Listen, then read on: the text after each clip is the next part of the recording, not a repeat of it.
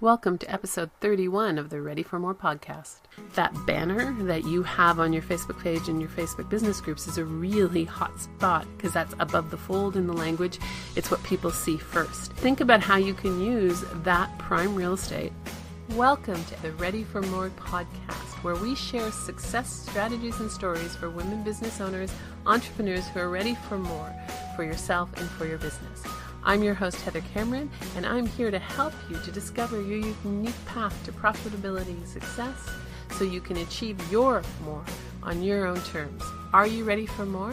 You can find today's show notes and links at www.igniteyourmarket.com/readyformore. Today I wanted to talk about something that I think is really important for all businesses. It's something that we're much more familiar with when we think of retail stores and brick and mortar stores, but it's important to all of us, and that is our storefront. So if you're a retail store, you have a storefront, and if you think about what retail stores do with their storefront, they change that window display. They change it seasonally. They decorate for the season. They change it to make it interesting, sometimes a little bit controversial, to bring people into the store. They want people who walk by their storefront every day to all of a sudden see something different and go, wow, I didn't think that's kind of cool, right? So if you have that, you're probably in the business of changing your windows in your storefront often. But there's another side to your storefront. And if you're a virtual business, like many of my listeners are, you still have a storefront. How do people initially see your business? So for many of us, people come into our business through Facebook, they come into our business through Instagram, through a social media, or through our own website. Maybe they do a search, or they met us somewhere and they go and look at our page and they come into our page. It's really important for you to look at that storefront on a frequent basis. Now, I know that in the past I've been guilty of that, and it's something that I need to do more. And the good news is it's just so much easier to do. For example, when I first started Facebook and I had a first Facebook group, to get your header banner, you had to go off and hire someone to do it. Well, now you can do it with tools like Canva or Adobe Spark or any other tool that you're using. You can flip your storefront. So the things that are really important is just to step back from all of your social media pages and your website and go into it like you're someone new. And to really put yourself in the position of your ideal client, the people that you attract to your website, and say, what does this say to me? Am I getting my message across? Is it attracting?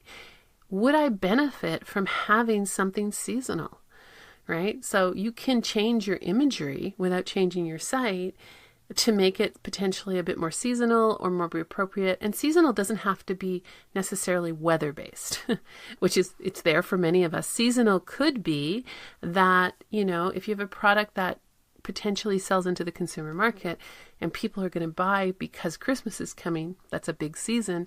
They could buy because it's graduation. If you're a wedding photographer, if you're a photographer and weddings are your big season, you can change your images to that. Maybe children are your season and graduations are coming. So you want to think about what events might be triggered by your imagery that you're using on your website, but also just to refresh it, to change some of the language, to look at some of the colors, to refresh it, but to go in as if you're someone new. Now, on your Facebook page, you can use it a lot more. You can use that banner to announce something that's coming out. You can use that banner. It doesn't need to be stagnant. I've seen a number of women that I follow, a number of entrepreneurs that I follow who have amazing use of that banner space, and they change it sometimes on a weekly basis because it's a really easy thing to do when you get going and you know how to use Canva, or you can get someone to do that. It's really easy to continue to change your banner and say more about your business, say more about what you're doing. Hey, I've got a webinar coming up this week. You could post that webinar on there. Hey, I'm offering this new course. There it is. I'm going to be speaking at this event. There it is. So you have the ability to use that. One of the things you want to look at when you do this is to do what are the quick hits, especially on your website. What are stuff that you can change really quickly that are going to refresh it? And what are some things that might require a bit more strategy or a long-term plan? So if you don't like your layout of your website is getting kind of stagnant, it's been there for a while and you want to refresh it, that's probably more of a long-term plan. But if you have a background image that you use and you think, well, I wonder if, maybe I want to change that background image, that's a short-term plan. Or you want to refresh some of the wording because it doesn't resonate anymore with your message, or you've learned more about your audience. So think about that. Go in and really look at how can you refresh your storefront. The other part to do is to really ask someone else to look at it. To ask someone for their honest feedback about your storefronts. If you have a trusted client, or if you have someone who's a trusted friend who's not a client, but who still understands your market, then ask them to go in and say, do you mind giving me a bit of feedback? And even more powerful is if you know someone who's never been on your website, but who represents your client base, ask them to go on your website and say, do you mind I'd love your feedback on my website. It would be really helpful if you could go on there and give me some feedback about my website, what I could do differently. How does it make you feel? What's your initial reaction? Does it make you want to stay on the website? So that's an important part. If your website's more than a year old, you should be refreshing it. Just tweaks here and there, make it current, add a video. There's just so many things we can do now with this type of storefront. So think about that. And I also encourage you to plan that activity into your business. It's one of those administration things that you need to be doing, whether you personally do it or whether you delegate that to someone else. It needs to be done. And I encourage you to do that every quarter. So every 90 days that you're working, plan at some point to go in and do a website review, social media review, if required. Now, if you are like some of the people that I follow on social media who change their banners consistently, then obviously you don't need to be doing the review because you're consistently changing your banners and you're consistently keeping it current. And you're using that real estate. And I guess that for me, at least on Facebook groups and in Facebook business pages, that real estate, that banner that you have on your Facebook page and your Facebook business groups is a really hot spot because that's above the fold in the language. It's what people see first.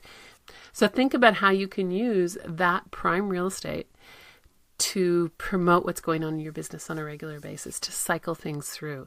So when you get in the habit of that, you won't need to be looking at your Facebook banners and your LinkedIn banners or any of the ones that you can change.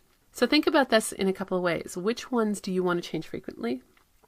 So your Facebook business page, and if you have a Facebook group, those banners are something that you could probably change to represent what's going on in your business, things that you want to promote fairly frequently. So creating a simple template that you can play with and use as a form of advertising for your group or for what you're doing, that you can churn more and build that into your regular routine.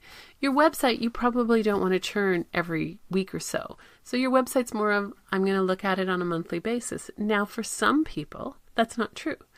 Your website is a storefront. If you have activities and things that are going on that you can change your website appropriately, then do that. So you need to figure out the frequency for yourself. LinkedIn, wonderful profile. I need to get better at using LinkedIn. May not require as frequent a changes, but you still have the real estate of that area to use. And if you listen to episode 32 for the Writing for More podcast, my guest Kelly Leonard talks about LinkedIn and talks about using the real estate in a way that can really help your business. So it's important to think about what parts of real estate that you're using in your social media profiles. So that's what I wanted to talk about today, was that refreshing your storefront, taking the time, finding a way to, one, review it as if you've never been there before.